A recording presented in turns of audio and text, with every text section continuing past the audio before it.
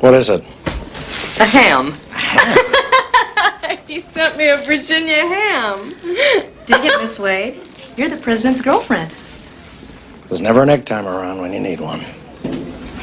With Miranda Kahn, J.D. Hayworth back on America's Forum. A little clip there from The American President, that 1995 romantic comedy about a romance that develops between the president and an environmental lobbyist. I love that movie. Well, it's a funny topic. However, North Carolina's State Ethics Commission is taking it quite seriously. In fact, an opinion from the Secretary of State's Lobbying Compliance Division reads, quote, consensual sexual relationships do not have monetary value and therefore are not, like the little southern accent I put on therefore are not reportable as gifts or reportable expenditure made for lobbying. That's a mouthful. Therefore. Let's go to my old pal. For purposes of full disclosure, we go way back.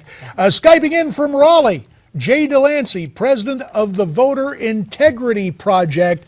And you can find out more on that at voterintegrityproject.com. So, Jay, I don't mean to make fun of this, but it sounds like the ultimate quid pro quo, this whole thing about a consensual relationship. And we know that quid pro quo, something for something, is what gets people in trouble in terms of lobbyists and politicians. Well, true, JD. Good morning, JD and Miranda. I hope y'all are doing well.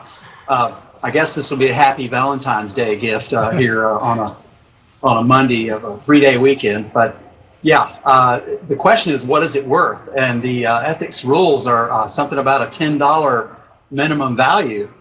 And so a consensual sexual relationship, they put no dollar value on it. Therefore, it's any lobbyist who has a relationship with a politician is A-OK, according to the Ethics Commission. So here's another serious question. Did the Ethics Commission just rule to allow sexual favors in return for political favors?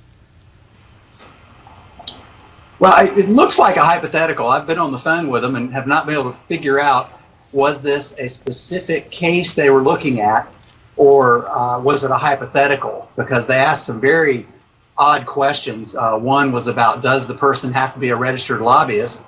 And the commission even said, well, it appears that the person already is a registered lobbyist, so we're not sure why you're asking that. So it's very confusing, but the bottom line to it is that whether it's even a goodwill gift, like they have something called goodwill relationship building, where a lobbyist, they do things together to build friendship, even though there's not a particular piece of legislation in play at that moment.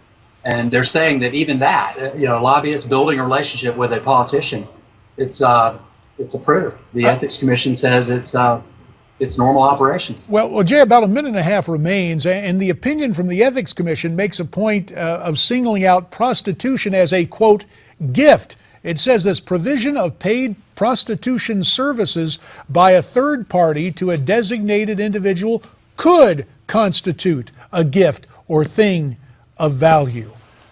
So I guess they're drawing a distinction between someone paid to perform a specific service and someone who is paid to lobby for a specific service, but the intimate contact is just, I guess, becomes part of the job. I mean, how do you figure this thing out?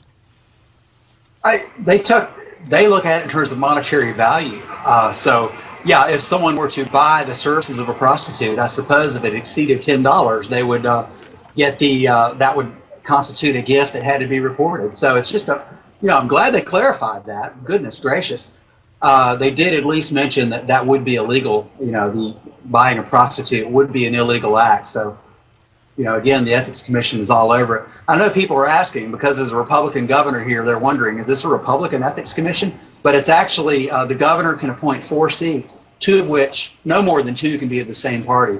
So, and the Speaker of the House appoints 2 with that same rule, and the Senate appoints 2. In other words, it's 4 Democrats and 4 Republicans on this commission that came up with this amazing ruling on a Friday afternoon. Yeah, bipartisan consensus at its most absurd. Jay DeLancy, thanks for Skyping in from Raleigh. When we return, a tribute to a member of the Newsmax family.